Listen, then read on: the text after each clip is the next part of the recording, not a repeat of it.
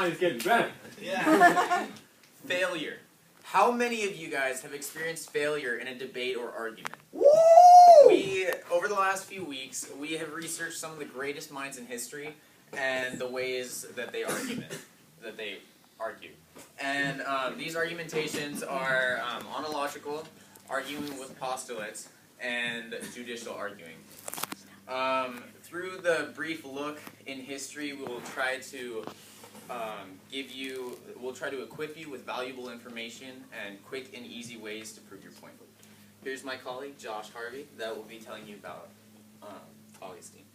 Hello. As he said, I'm going to be talking about Augustine today.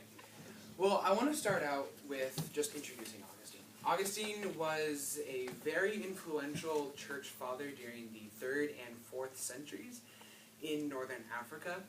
He studied rhetoric and speeches and logic for most of his childhood. Some of his childhood idols were actually rhetors or orators.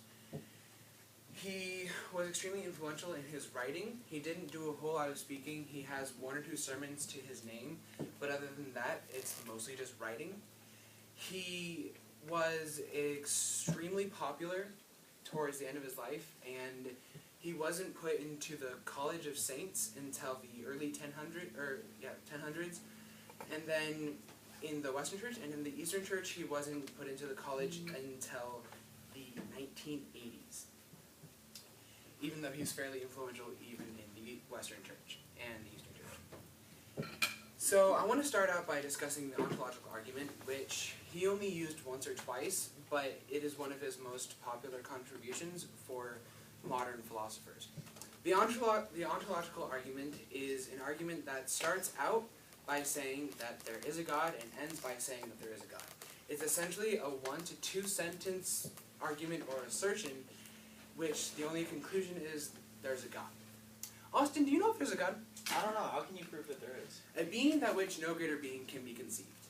This one wasn't done by Augustine, but is done in the form that Augustine did them. Most of Augustine's ontological arguments aren't actually here today.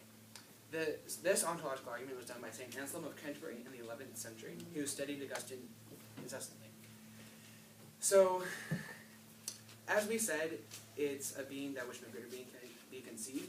In other words, there is a God if no human mind can think of a more powerful being, a more powerful God, a more powerful creature. It's confusing, but it's really worth studying, and it's actually really fun to figure out how to do. So now I want to move on to Augustine's second and more frequently used form of argumentation, which is a postulate system. When you think of postulates, you often think of pain and math, but he used it in his literature to make an assertion, which is the base, and it is just based off an observation that everyone can agree upon. And then this is just a 3-step one. It goes base, and that has the first floor, which is a more extrapolated, more abstract point. And then it goes on to the second floor, which is a extremely abstract point, which is really hard to prove. But as you can see, there is this base which has a backbone that goes all the way up through the pyramid. And that supports all 3 levels of his argument. We're going to use his example from his book Confessions of Infant Sin. It starts out with infants crying, which is a simple observation that we can all make. Infants cry. He then moves on to infants needing attention, which is still fairly obvious. Infants cry because they need attention, because they need food and changing and cleaning and all that stuff. And he then says because they have attention, they learn to use their ability to cry to get this attention whenever they want, and he says that this is vanity. And he says that infants are vain. And he says that this continues on throughout the rest of their life if it is not stifled early on. So these are 2 good and quick ways to argue your point. This one is fairly systematical, and the other one is fairly abstract. Ontological argument is a fairly abstract way of arguing. and these are really just good, simple ways to argue. I would like to now introduce Austin to talk about Corax of Tisius and the judicial speech.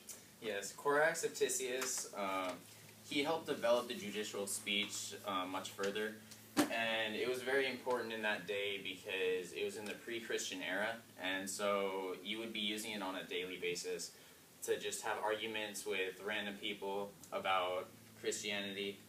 And he mainly split up the judicial speech into 5 main areas. The first one being prose, and that would be just pretty much your ordinary way of speaking, and it would be a way that 2 people would just have a normal conversation. The second way would be narration, which it would be telling events in chronological order. So you'd pretty much just be telling a story, and through that story it would end up proving your point. The third one is the statement of the argument, which is pretty much your thesis. It's grabbing all of your argument and pulling it into one sentence. The fourth part is the refutation of the opposing argument, and you're pretty much just arguing against your opposing.